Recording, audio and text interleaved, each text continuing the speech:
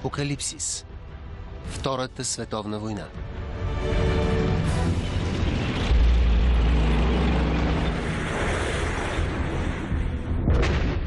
Нападението.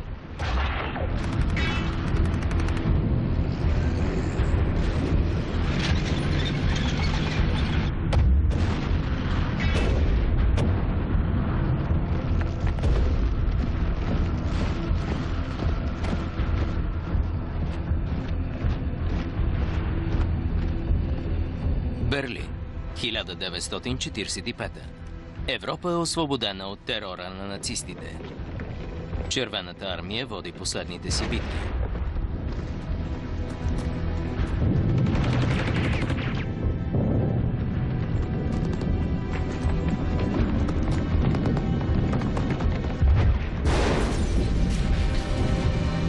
Капитан Йосиф Праутов, руски офицер, казва: омразата бе толкова силна, искахме да прекратим войната, да унищожим силата, която искаше да ни убие, да я довършим веднъж завинаги.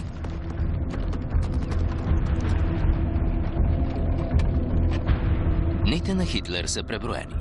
Той напуска бункера си за една последна реч, както показва този филм. Има ли все още войници или деца, искащи да умрат за него?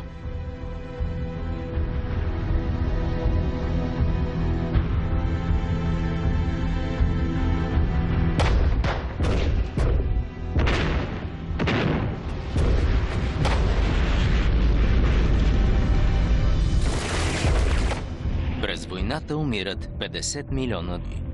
Повечето невинни цивилни. За германските жени ужасът продължавал дълго, след като урадията били заглъхнали. Книгата «Една жена в Берлин» е ужасяващ разказ за изнасилванията на руснаците над немските жени през 1945-та.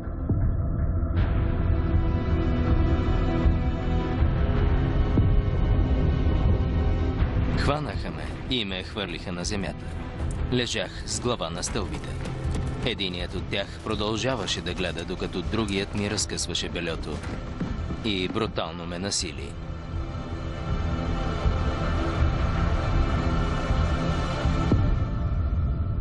Но си казвахме, по-добре руснак над корема, отколкото американец над главата. Тази германка имала предвид бомбардировките на съюзниците, които превърнали града в развалина.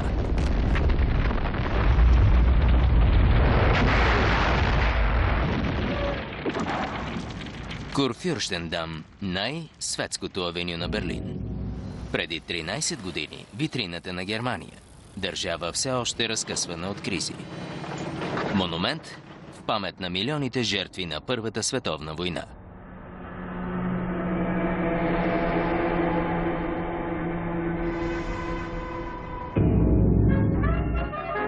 Марлене Дитрих пее «Синият ангел» в Берлин.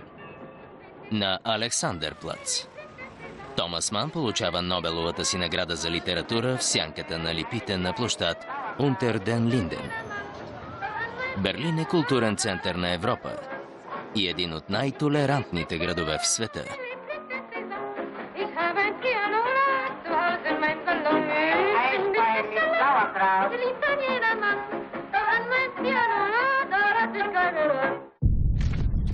Но през 1933 всичко се променя. Чрез заплахи, демагогика и използвайки горчилката в сърцата на германските ветерани, Хитлер и въоръжените му войски поемат контрол над Германия под напева на химните си.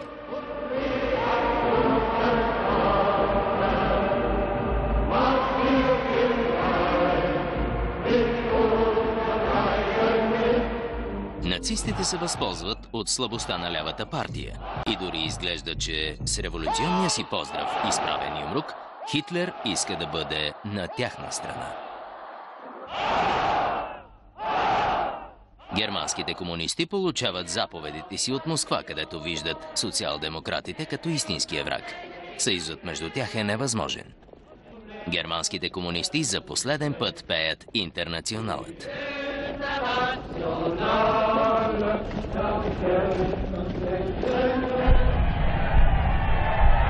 Хитлер поема властта официално на 30 януари 1933. За няколко месеца диктатурата му си идва на мястото. Той става фюрерът, лидерът. Поддръжниците му се възправят и редят Хайл Хитлер. Въпреки това, не всички германци са убедени, така че Хитлер отново и отново повтаря простичките си националистични лозунги. Пред нас е Германия. В нас Германия се надига. Зад нас цяла Германия ни следва. Така той печели все повече хора, защото има невероятната сила да убеждава масите. Но какво иска Хитлер? В книгата си «Моята борба» той ясно казва какви са, както той казва, мисиите му. Като един от разгневените ветерани от Първата световна, първата му мисия е да унищожи Франция и да изтрие унижението от Версайския договор от 1919, който отнема армията и част от територията на Германия.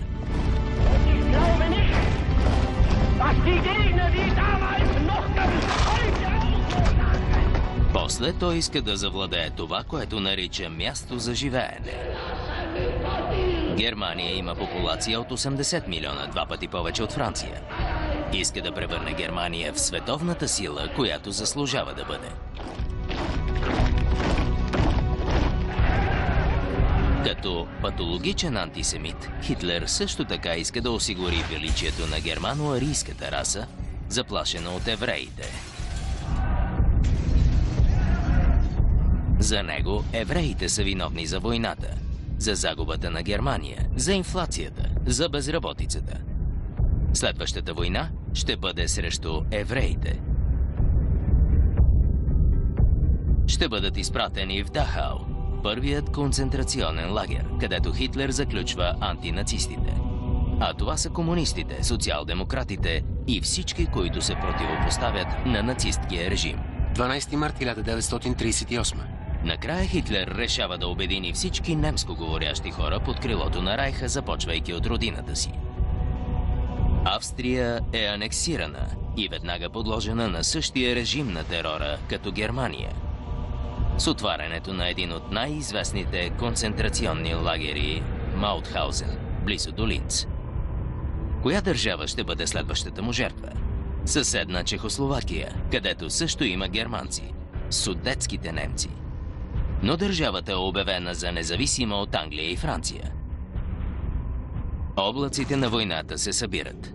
30 септември 1938. В Мюнхен, храм на нацизма, е организирана мирна конференция. От една страна Адолф Хитлер, който става все по-страшен. И съюзникът му, италианският диктатор Бенито Мусолини. Мусолини, основателят на фашизма, на който се обучава цяла една нация, още от деца.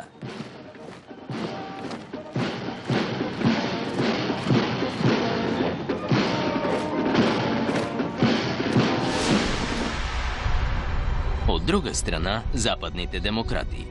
Победители, но изтощени от войната. Невил Чемберлейн, консервативният министър-председател на Англия и радикалният социалист, френският премиер Едуар Деладие, искат да запазят мира.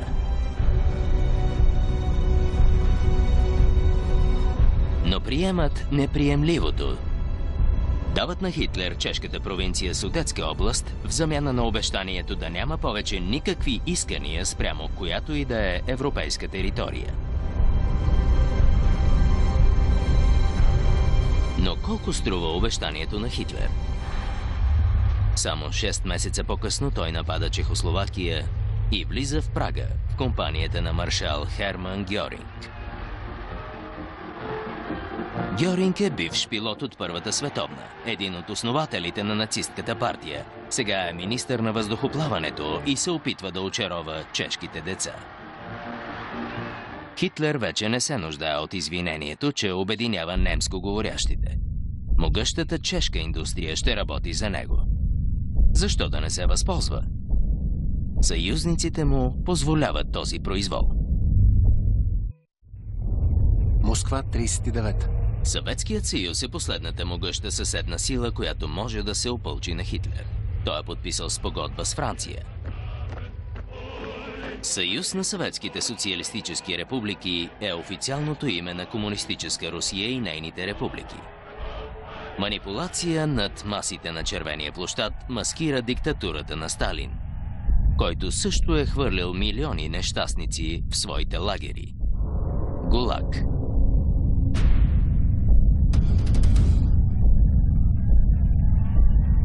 Индустриализацията и принудителната милитаризация са превърнали СССР в голяма сила. Въпреки страха си от комунизма, западните сили разчитат на Съюза.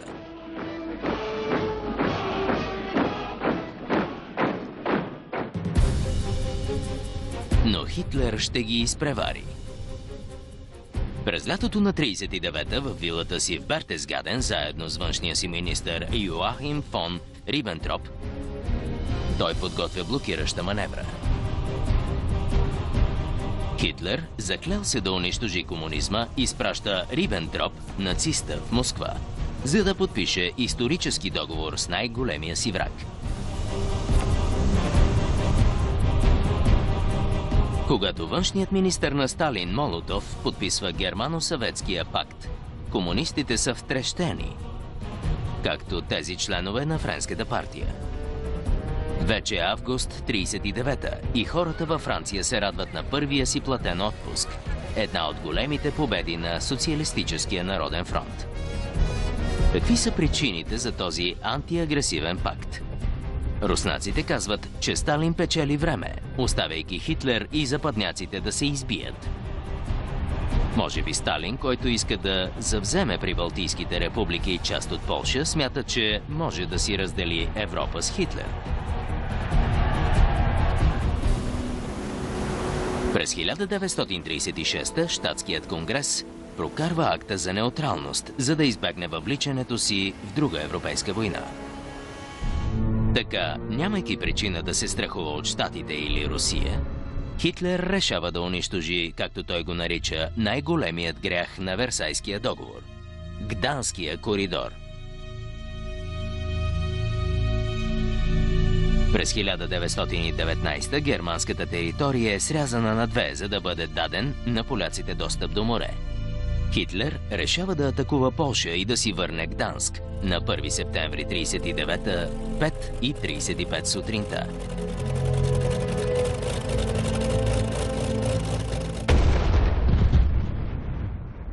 Първият изстрел на Втората световна война е произведен в Гданск.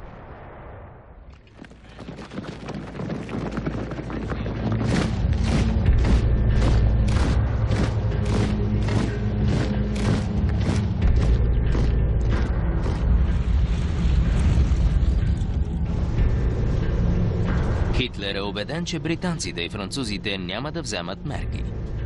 Въпреки това, двете правителства веднага се срещат и му изпращат ултиматум, в който искат да спре всички военни действия срещу Полша. Хитлер обявява: противниците ни са червеи. И добавя: кой би искал световна война заради Гданск? 3 септември 1939. В 11 часа посланникът на Великобритания в Берлин доставя обявлението на войната. В 5 след обед Франция обявява война на Германия. Хитлер не може да повярва. Немските генерали се изправят пред най-лошия сценарий – война на два фронта. Но жребият е хвърлен. Хитлер изпраща Вермахта, въоръжените сили на Германия, в Полша.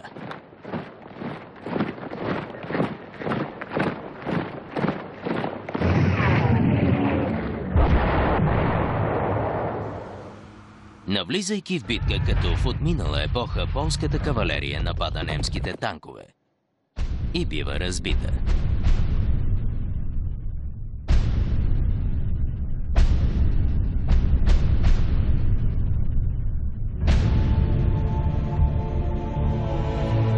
Франция, 3 септември 1939. Париж, станция Гар дьо Лест. Много от тези мъже са тръгвали от тези перони преди 25 години в съвсем друга атмосфера. През август 1914 те маршируват към фронта с повдигнат дух и цветя на пушките си. Но този път няма цветя. Нито пушки.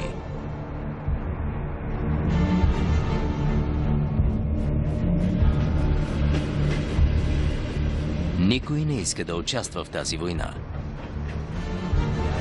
4 милиона души са мобилизирани. Много от тях са фермери. Франция все още е провинциална държава в по-голямата си част. Те тръгват пеша към немската граница, а офицерите им ги следват на коне. Армията все още разчитала на коне, а тези били реквизирани из страната. Превозни средства има малко. Гастон Сире, шофьор на стар камион с здрави гуми, си припомня: нямаше достатъчно екипировка. Имахме по една пушка за 2 войници. Имахме и по една кутия с 10 патрона, която не трябваше да отваряме. Беше ужасно. Ако имахме нужното, щяхме да се бием, защото не сме големи приятели на бошите.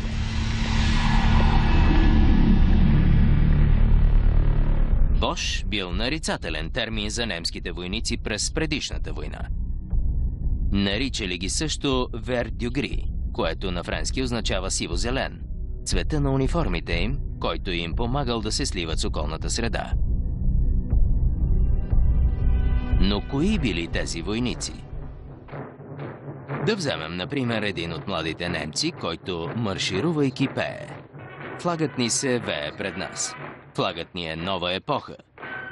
Флагът ни е по-силен от смъртта.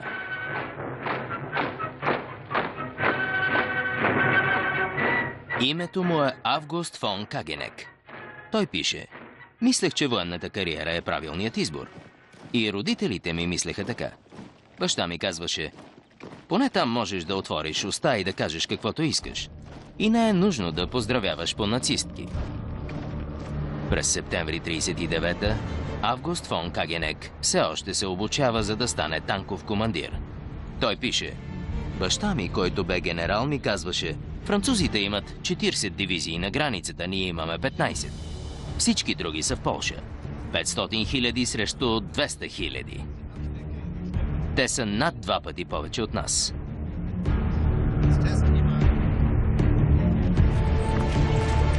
Френските сили атакуват на 7 септември 1939, 4 дена след обявяването на войната. Тази офанзива, чиято цел е да покаже на света, че Полша не е изоставена, навлиза на 8 км в областта Саар.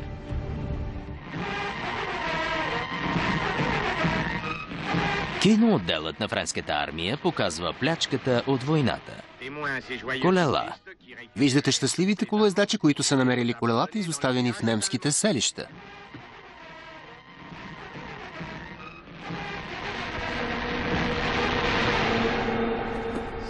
Офанзивата Саар спира до там и деградира до серия битки и набези на елитни командоси, водени от героя Жозеф Дерно, който добил прозвището главен войн на Франция.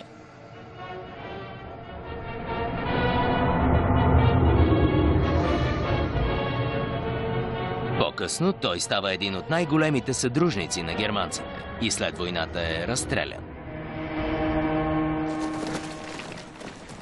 Френската армия, въпреки героите си и численото си превъзходство, не предприема други действия.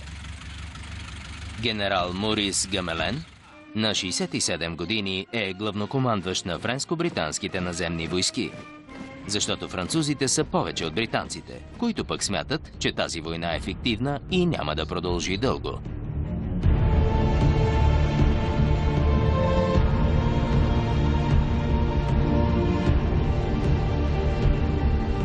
Гамелен няма желание да води същата война, както през 1914. Иска да избегне друга кървава баня на всяка цена. Той смята, че му трябват 2 години насигурно зад линията Мажино, за да превъоръжи страната.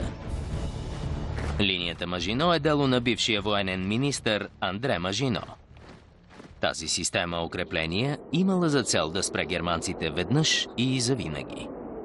За конструирането й били нужни близо 10 години, както и 1,5 милиона кубични метра бетон и 150 хиляди тона стомана. Всички тези оръдия са свързани посредством линия от тунели, дълги 100 км. Самата линия е дълга 720 км и се простира от швейцарската до белгийската граница.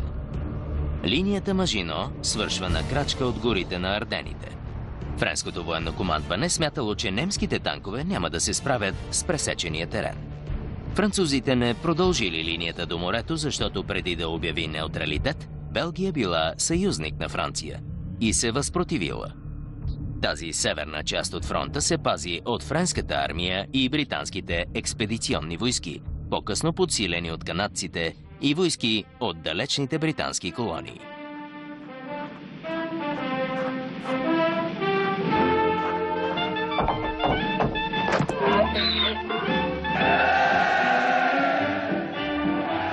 В Англия популярната песен била "Прането на линията Зигфрид".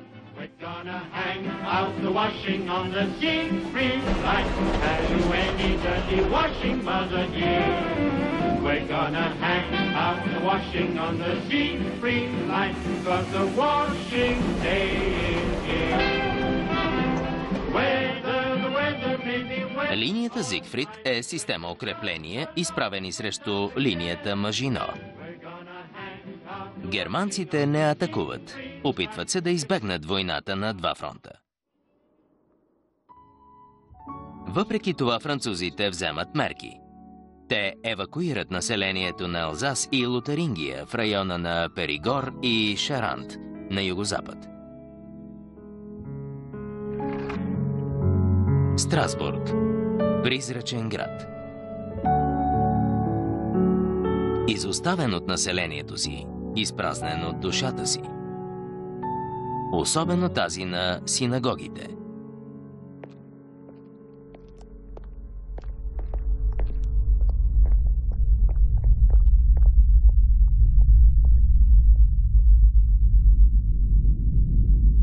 Варшава, 20 септември 1939. На 25 септември Хитлер заповядва бомбардирането на Варшава. Градът е обграден, но все още се държи.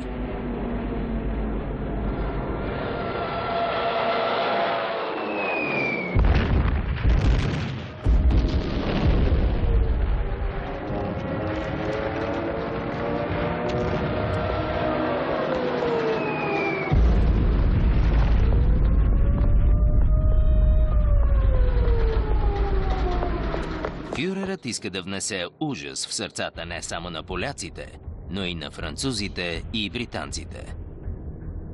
Това чака и вас.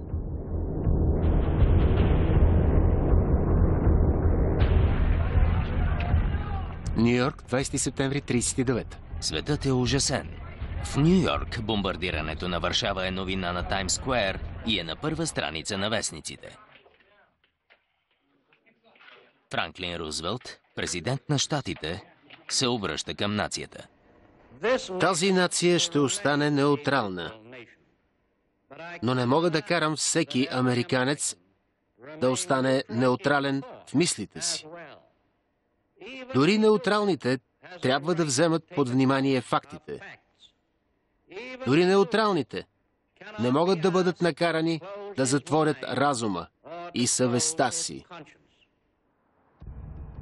Бомбардирането на Варшава показва колко уязвими са градовете. Париж се заема да пази монументите си и скрива ценните музейни експонати из провинцията. Районът около Айфеловата кула е пълен с бомбоубежища. Има и чести учения за въздушни атаки.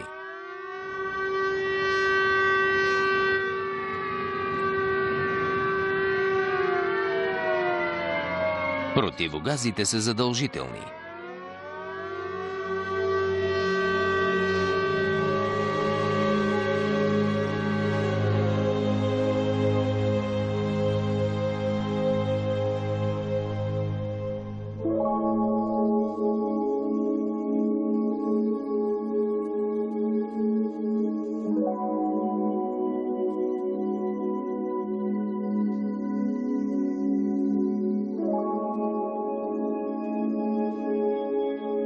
Отровните газове са използвани и през Първата световна война и сега всички се страхуват от тях. Дори конете.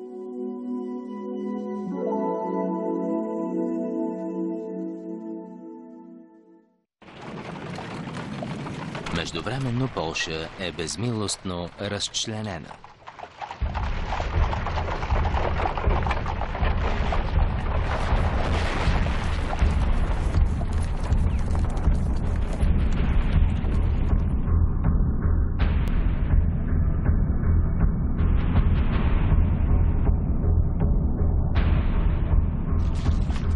Както са се разбрали с Хитлер, руснаците нападат източната половина на Полша. Тук немски и съветски войници са като братя, което е най-малкото странна гледка. Нацистите раздават листовки, в които пише: „Немската армия поздравява Червената армия на работници и фермери, която винаги много е уважавала“. Полската армия се предава на германците, а на изток на руснаците.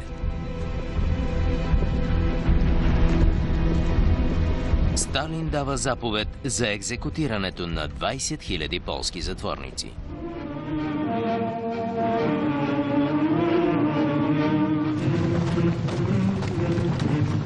Той иска да елиминира елита на държавата, която смята да анексира. 4500 полски офицери са екзекутирани с изстрел в главата в гората Катин, близо до Смоленск в Русия. 2 години по-късно в Кремъл Сталин се среща с главата на полското правителство, генерал Сикорски, който представя списък с изчезнали полски офицери. Руснаците отричат каквито и да било действия.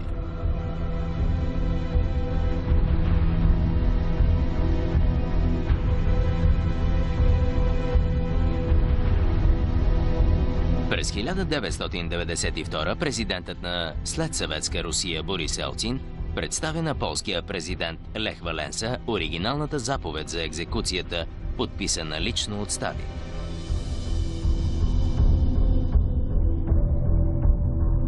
Окупирайки половината Полша, Сталин попада в капана на Хитлер, който има нужда от обща граница с СССР, за да задейства плана си и да нападне Русия. Хитлер и Химлер, началникът на СС, ще се справят с Полша, назначавайки нациста Ханс Франк за губернатор-генерал на окупираните полски провинции. Той заявява: „В мен е силата над живота и смъртта на полския народ“.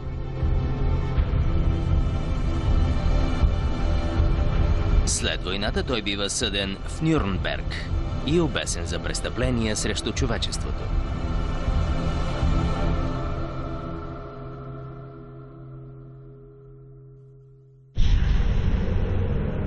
Тези цигани, държани в клетка, са снимани от германец.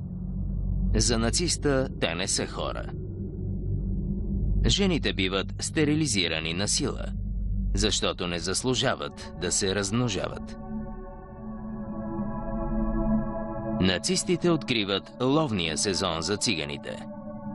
Стотици хиляди ще бъдат затворени в лагерите.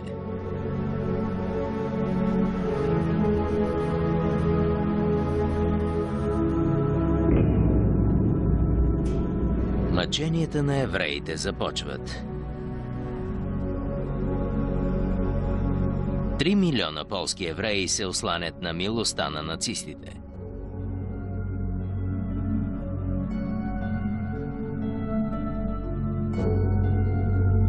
Хитлер все още не е сигурен какво смята да прави с тях.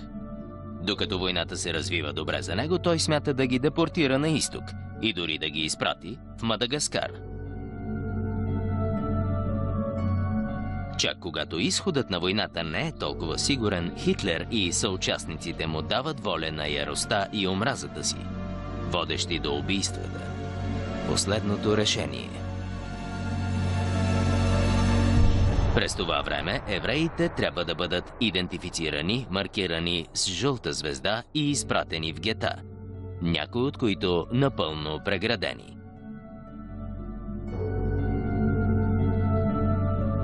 Ето какво четем в дневника на една от тези нещастни души. Сърцераздирателно е да гледаме сцените на насилие, които се разиграват пред очите ни. Жените и старците биват пребивани на улицата от главорези. Очите ми се насълзяват. Цялата ни безпомощност и изолация могат да се видят отдалеч, когато никой не се опитва да ни защити. Толкова сме слаби.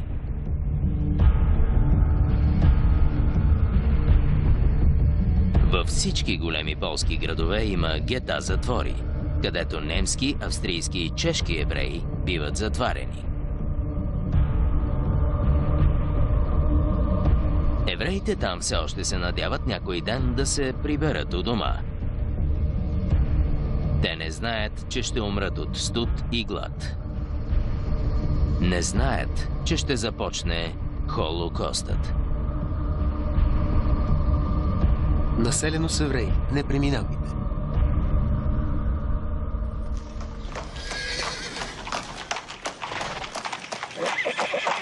Варшава е в руини. Хитлер пристига, за да бъде сниман от екипа, отговорен за пропагандата, който е в колата отзад.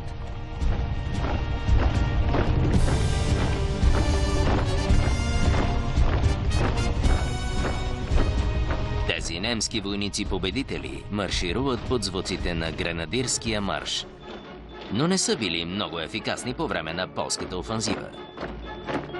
Лоша подготовка, липса на боен дух и дори случаи на неподчинение са все още неща, които главнокомандващият генерал фон Браухич се осмелява да докладва на фюрера.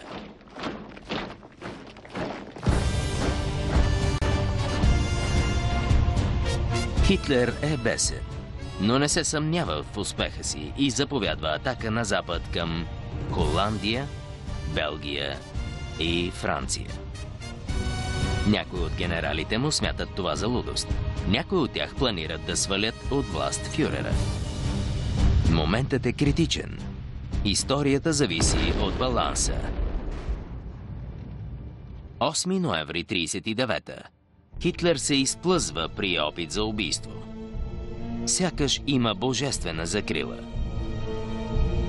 На погребението на жертвите той е друг човек. Влиянието му над армията и немския народ е станало още по-голямо. Той казва на генералите си: решението ми е неоспоримо, ще атакувам Франция в точния момент. Ще победя или ще умра, опитвайки се. Въпреки това, Хитлер все още не е сигурен за атаките на Запад, защото казва: войната е като отварянето на врата на тъмна стая. Не знаеш какво ще се случи.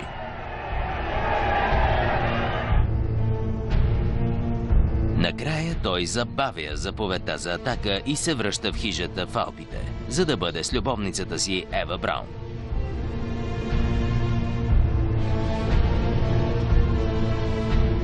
Тя заснела тези кадри на антуража на Хитлер и на архитекта на Райха Алберт Шпеер, който често се разхождал с Хитлер. Шпеер си припомня: Хитлер искаше да прекръсти Берлин на Германия. Вече имахме модел на площад Адолф Хитлер, вдъхновен от този на Свети Петър в Рим, но 17 пъти по-голям. Казах му: Майн фюрер, това няма ли да е идеална цел за бомбардировачите? А той отвърна: съвсем не. Гьоринг ме увери, че вражески самолет няма да прелети над Райха.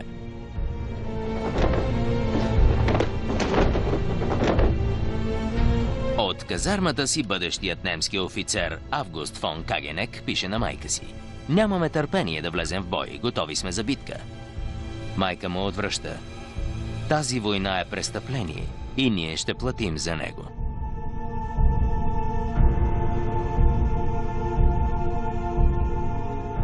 Войната навлиза в странна фаза.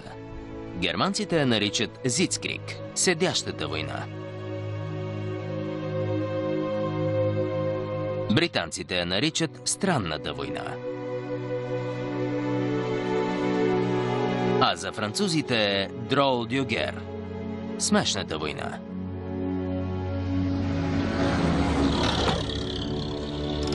Дълъг период на изчакване, особено труден за жените.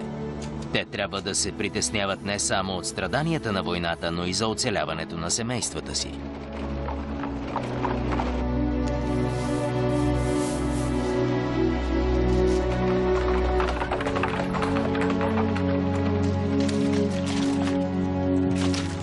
Както и в предишната война, войниците се окопават и се надяват на най-доброто. Френският войник Гастон Сире пише на жена си: 30 градуса под нулата е, хлябът замръзна. А аз съм от късметлиите. Дадоха ни слама и така спим по-добре.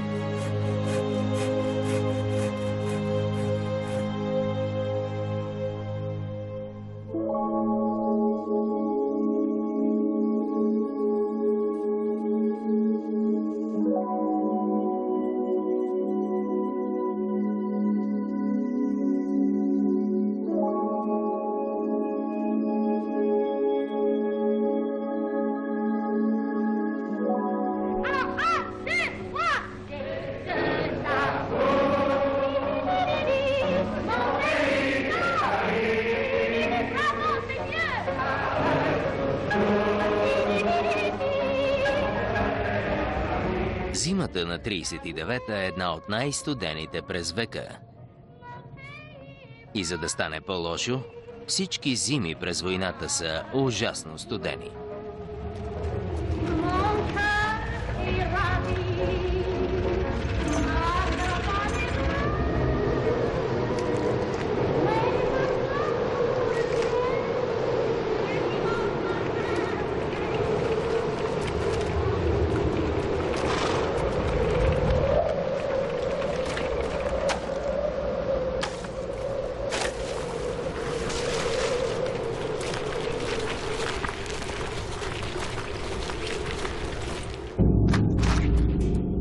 Главнокомандващият генерал Гамелен очаква германците да атакуват през Белгия и да продължат към Париж, както през 1914.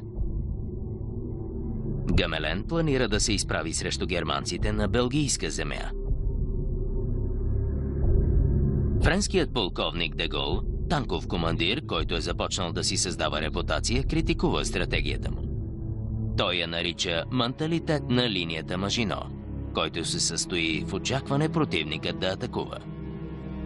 В книгата си «Към професионалната армия» той пише, че е по-добре да се поеме офанзивата и да бъдат използвани много танкове. Франция произвежда 300 танка месечно, но те биват разпратени по всички фронтове, за да подкрепят пехотата.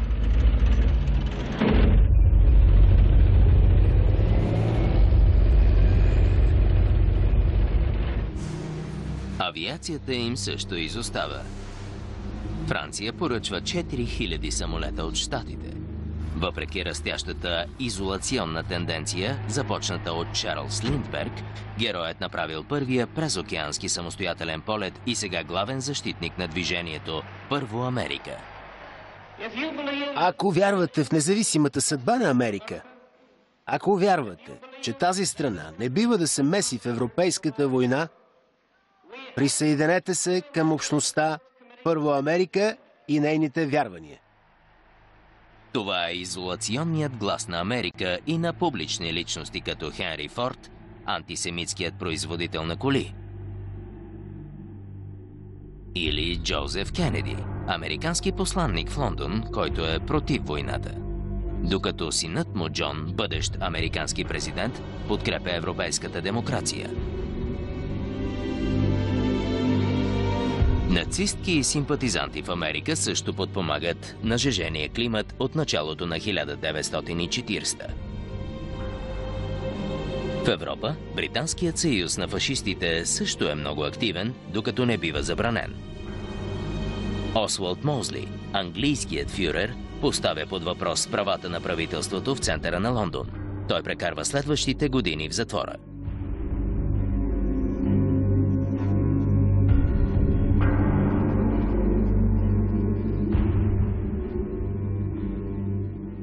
речите му подстрекават хората да излязат на улицата и да спрат войната. Но Уинстън Чърчил е поел юздите на британското правителство. Тук го виждаме с французите генерал Гамелен и адмирал Дарлан, които са на официална визита в Лондон. Създаден е франко-британски експедиционен корпус, който да помогне на Финландия, която е нападната от Съветския съюз. Франция се приготвя да изпрати елитните си войски – Френския чуждестранен легион. Чуждестранният легион се е грижил за по-слабите в света почти век, каквото и да е миналото им. Стига да не е много тъмно.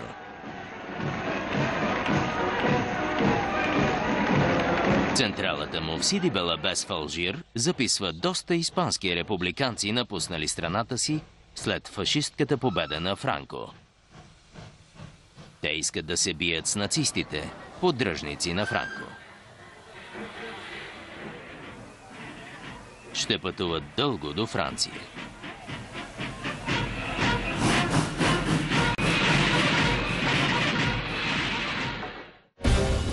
Легионерите пристигат в Брест, заедно с добре екипираните алпийски ловци. Корпус, трениран за бой в снежни райони.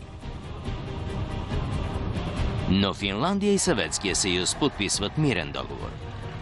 Няколко дни по-късно Хитлер напада Дания и Норвегия. Блицкриг. Светкавичната война.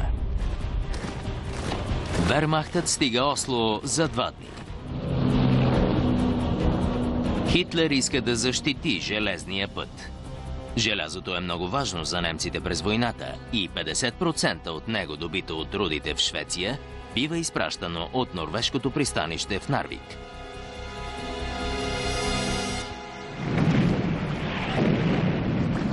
Франко-британският експедиционен корпус пристига при фьордите на Нарвик. След месец битки, съюзниците завземат Нарвик. Железният път е временно прекъснат.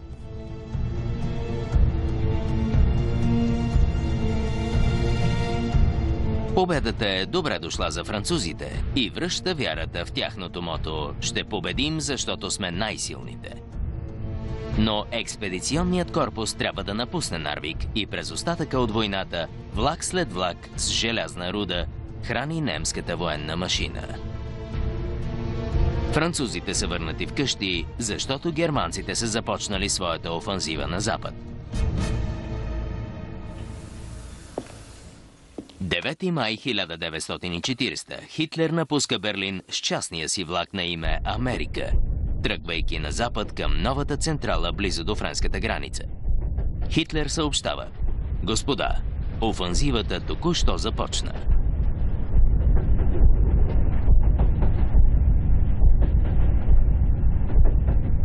Генералите му са представили бойния си план през зимата. Изглеждал подобен на този от 1914 атака през Белгия.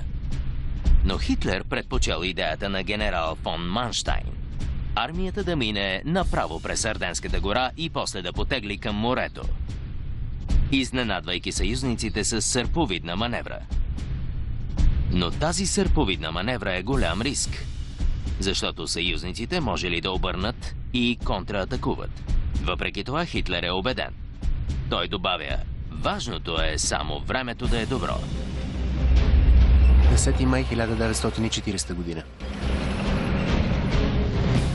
Лейтенант Август фон Кагенек твърди: „Ние сме Вермахта, въоръжените сили на Велика Германия. Победата е сигурна."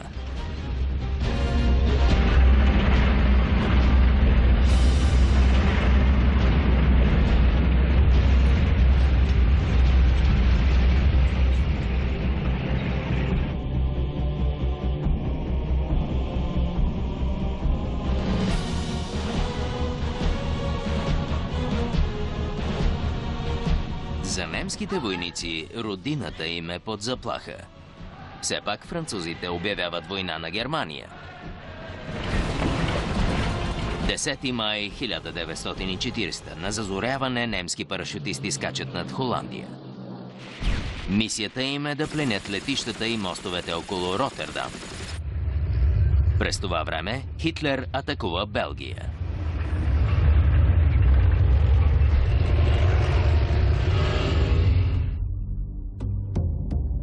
Хитлер изчаква.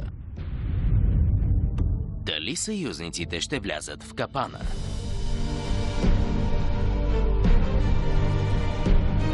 Преводач Любен Марковски. Текста четоха артистите Станислав Димитров, Даниел Цочев. Тон режисьор Павел Васев. Режисьор на дублажа Михаела Минева. Студио Медиалинк.